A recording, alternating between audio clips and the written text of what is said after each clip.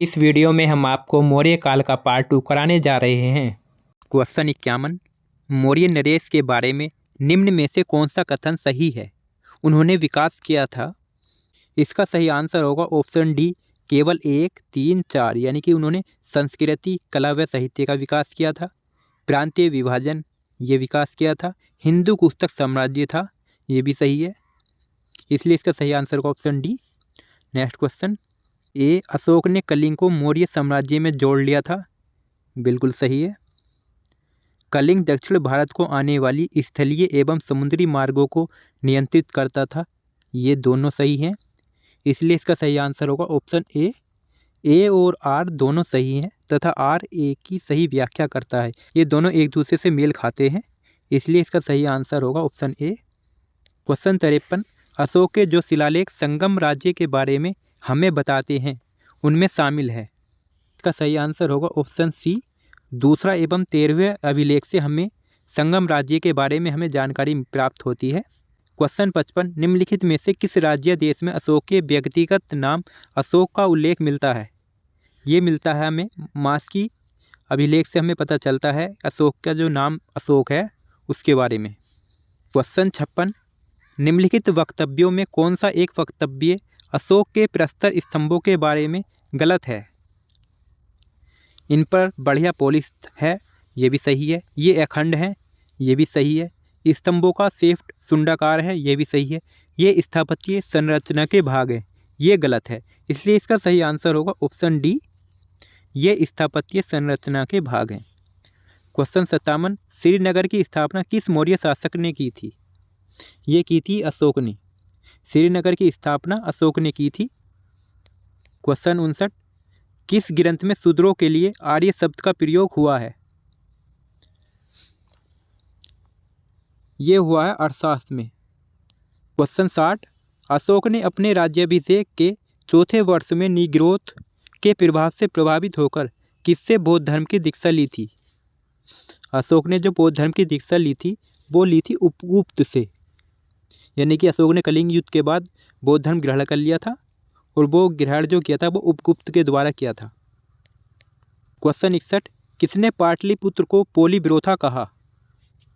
पाटलिपुत्र को जो पोलीब्रोथा कहा था वो कहा था मैगस्थनीज ने, इसका सही आंसर होगा option A, Megasthenes. Question 62।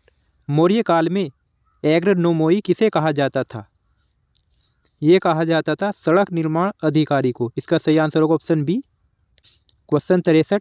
Maurya काल में गुप्तचरों को क्या कहा जाता था? इसका सही आंसर होगा ऑप्शन ए, गुण पुरुष। मौर्य काल में गुप्तचरों को गुण पुरुष कहा जाता था। क्वेश्चन 64। किस श्रीलंकाई शासक ने अपने आप को मौर्य सम्राट अशोक के आदर्शों के अनुरूप ढालने की कोशिश की? ये की थी श्रीलंकाई राजा तिस ने, इसका सही आंसर होगा ऑप्शन सी, तिस। क्वेश्चन 65। किस जैन ग्रंथ में चंद्रगुप्त मौर्य के जैन धर्म अपनाने का उल्लेख मिलता है? चंद्रगुप्त मौर्य ने जैन धर्म अपना लिया था और हमें इसकी जो जानकारी प्राप्त होती है वो होती है परिशिष्ट पर्वन से, इसका सही आंसर होगा ऑप्शन बी, परिशिष्ट पर्वन। क्वेश्चन 66। किस महीने से मौर्यों का राजकोषीय वर्ष आरंभ होता था? यह आरंभ होता था आषाढ़ जुलाई महीने से, इसका सही आंसर होगा ऑप्शन बी, आषाढ़ जुलाई महीना। क्वेश्चन 67। निम्नलिखित में किन किन दक्षिण भारतीय जातियों का उल्लेख अशोक के शिलालेख में किया गया है? इसका सही आंसर होगा ऑप्शन ए।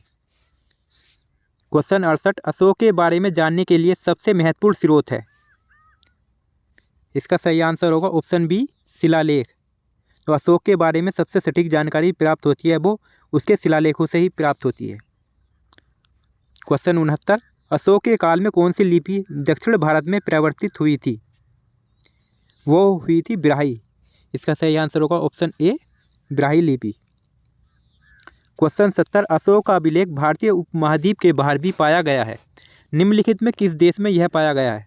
यानी कि अशोक का एक अभिलेख जो है वो भारत से बाहर भी पाया गया है, वो किस देश में पाया गया है? वो पाया गया है अफगानिस्तान में, इसका सही आंसर होगा ऑप्शन ए, अफगानिस्तान।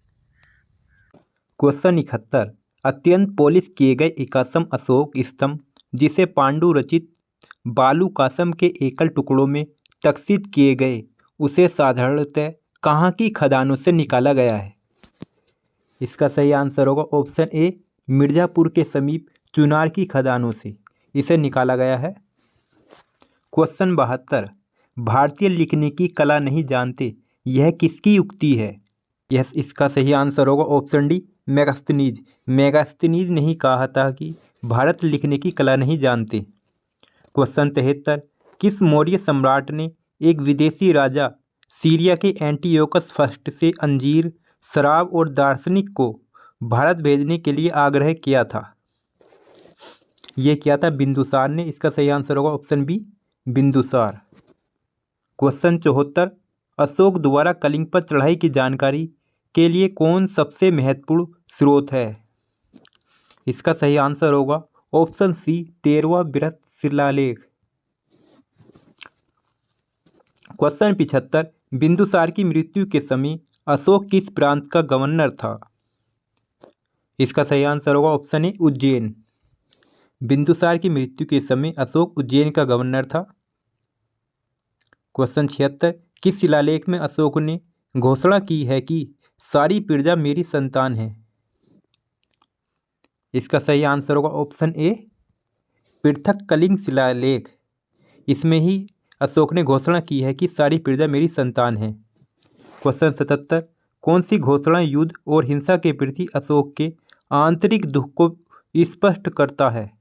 इसका सही आंसर होगा ऑप्शन डी, कलिंग का पृथक शिलालेख। क्वेश्चन 78, किस शिलालेख में अशोक की यह घोषणा अंकित है, किसी भी समय चाहे मैं खाता रहूं या रानी के साथ विश्राम करता रहूं या मैं अपने अंत्यशाला में रहूं, मैं जहां भी रहूं मेरे महामात्य मुझे सार्वजनिक कार्य के लिए संपर्क कर सकते हैं? इसका सही आंसर होगा ऑप्शन डी, छठे शिलालेख। क्वेश्चन 80, विष्टि है।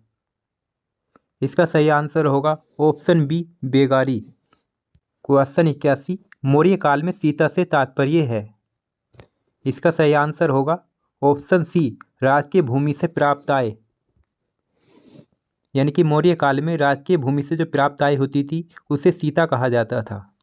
क्वेश्चन 82, निम्नलिखित में मौर्य काल का सबसे अच्छा नमूना कौन है?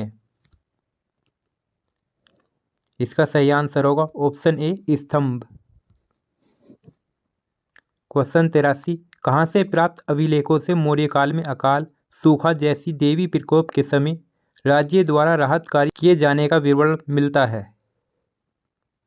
ये जानकारी प्राप्त होती है हमें माय स्थान बांग्लादेश, सोहगोरा उत्तर प्रदेश के जो अभिलेख हैं इनसे हमें जानकारी प्राप्त होती है। इसका सही आंसर होगा ऑप्शन ए।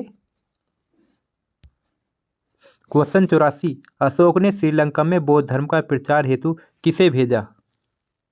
इसका सही आंसर होगा ऑप्शन सी, ए और बी दोनों। यानी कि उसने अपने पुत्र महेंद्र को और अपनी बेटी संघमित्रा को श्रीलंका में बौद्ध धर्म का प्रचार के लिए भेजा था। क्वेश्चन 85, अशोक के मनसेहरा पाकिस्तान एवं शहबाजगढ़ी पाकिस्तान से प्राप्त वृहत शिलालेखों में किस लिपि का प्रयोग किया गया है? इसका सही आंसर होगा ऑप्शन ए, घरोष्टी। क्वेश्चन 86, कहाँ से अशोक के द्विभाषीय ग्रीक और अरामाइक अभिलेख प्राप्त हुए हैं? ये प्राप्त हुए हैं सरेकुना, कंधार। इसका सही आंसर होगा ऑप्शन ए।